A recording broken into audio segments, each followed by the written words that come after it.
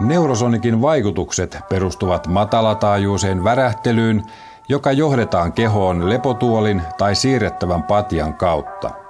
Stimulaatio vaikuttaa verenkiertoon, aineenvaihduntaan sekä hermostollisiin toimintoihin ja saa aikaan syvän rentoutumisen tilan ja lihasrelaksaation.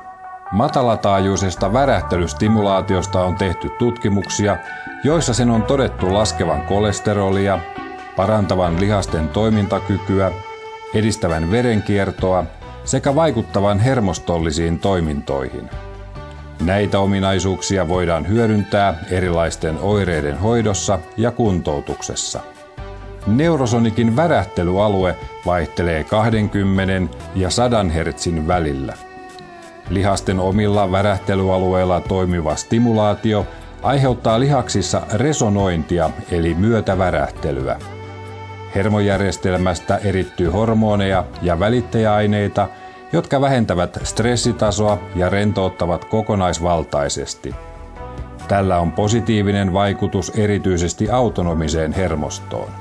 Olen kehittänyt Neurosonic-menetelmän yli 10 vuotta kestäneen havainnoinnin pohjalta.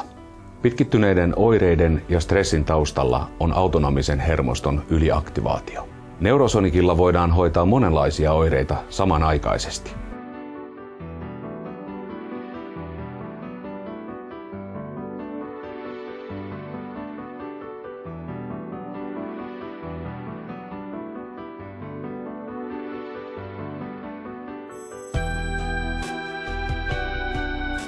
Neurosonic-menetelmä sopii kaiken ikäisille.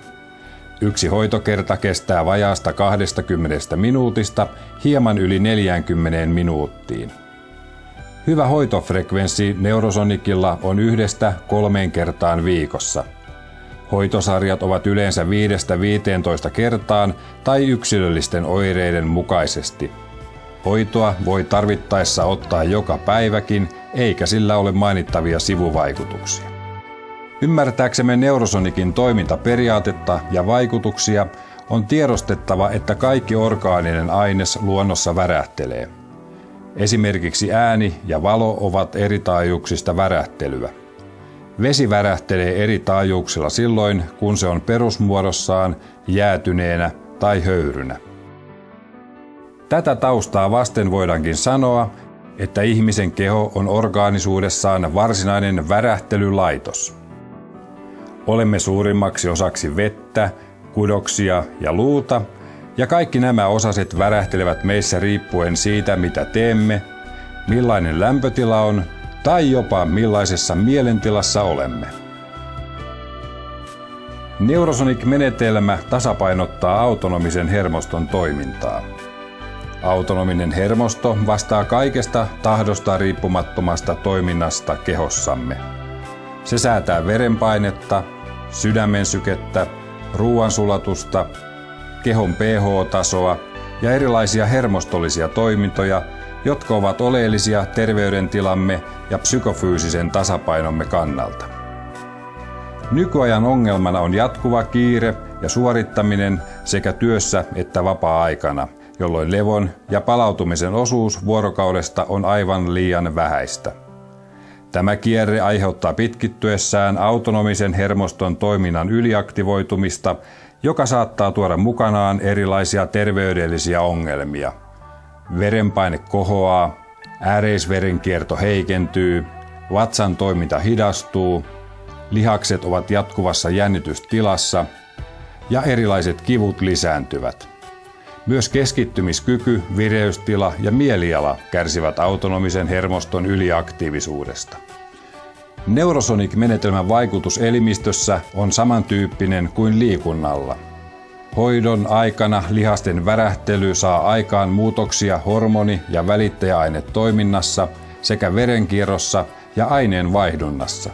Kun tähän lisätään hoidon syvärentouttava psyykkinen vaikutus, saadaan autonomisen hermoston yliaktiivinen tila laskemaan nopeasti, jopa muutamalla hoitokerralla. Hoidon aikana lihakset rentoutuvat voimakkaasti ja kivut lievittyvät. Olo on kevyt ja rauhallinen, kuten liikunnan jälkeenkin. Hoito auttaa palautumaan fyysisestä ja psyykkisestä rasituksesta miellyttävästi ja kokonaisvaltaisella tavalla. On tärkeää ymmärtää, että Neurosonic-menetelmän vaikutukset ovat laaja-alaisia. Pitkällisen kehitystyön ja kliinisen kokemuksen kautta olemme kehittäneet hoito-ohjelmiston, joka on turvallinen käyttää ja soveltuu suurimmalle osalle ihmisistä. Hoidon tärkeimmät käyttöalueet ovat: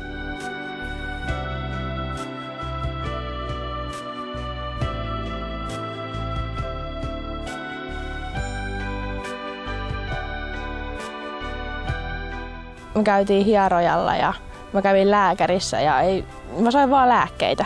Sen parin kerran jälkeen mä huomasin, että ei tule migreenikohtauksia enää niin usein ja kuukautiskivunkin se kiputaso laski alemmas koko ajan, kun mä kävin siellä.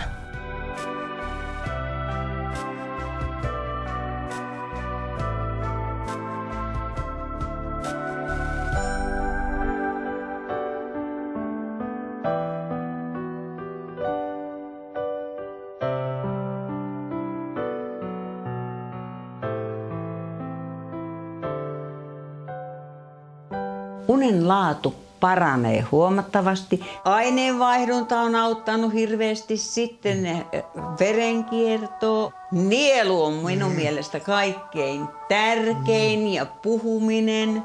Se on pikkuhiljaa siitä alkanut aina voimistua ja vahventua. Silloinhan me ei päästy rappuja ylös, me kuljettiin pyörätuolilla ylös ja alas. Ja nyt on ollut monta vuotta, että me kuljetaan kävellen. Ja hän sanoi mulle, että älä koske minuun, minä kävelen ihan itse. Ja tänne käveli, missä nyt istutaan. Ja se on tosi.